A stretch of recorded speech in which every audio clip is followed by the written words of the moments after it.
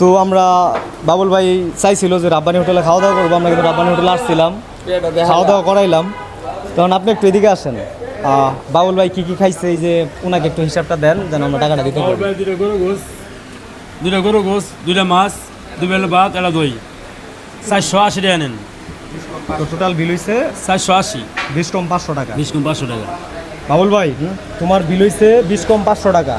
এখন মিষ্টি টিষ্টি খাবারও মিষ্টি যদি মিষ্টি খাও তাহলে 1 কেজি নিমো।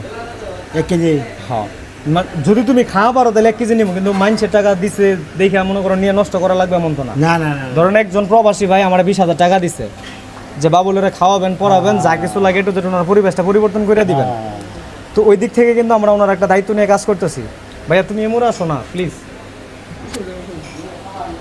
তো এখন কথা হচ্ছে যে এই যে পরের টাকা তো নষ্ট করা যাবে না, যাবো।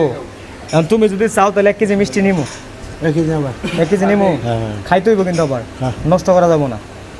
আচ্ছা 1 কেজি মিষ্টি সহ তাহলে আপনার বিল কত আসতেছে? তাহলে 1 কেজি মিষ্টি হতে বিল হবো আপনার 730 টাকা। 480 টাকা না, এখান তাহলে মিষ্টি কত দরকার? মিষ্টি হলো 250 টাকা। মিষ্টি 250 টাকা, তাহলে টোটাল কত আসতেছে? 730 টাকা। 730 টাকা।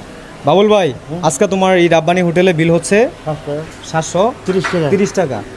তো ঠিক আছে, সবাই ভালো থাকবেন। আর নীরব ভাইকে স্পেশালি থ্যাঙ্কস, বাবুল ভাইয়ের জন্য যতটুকু করতে পারছি এবং আরও করতে চাই। তো বাবুল ভাইয়ের সর্বশেষ 1 কেজি মিষ্টি কিনে দিতেছি। ভালো থাকবেন সবাই, আল্লাহ হাফেজ। খাবেন।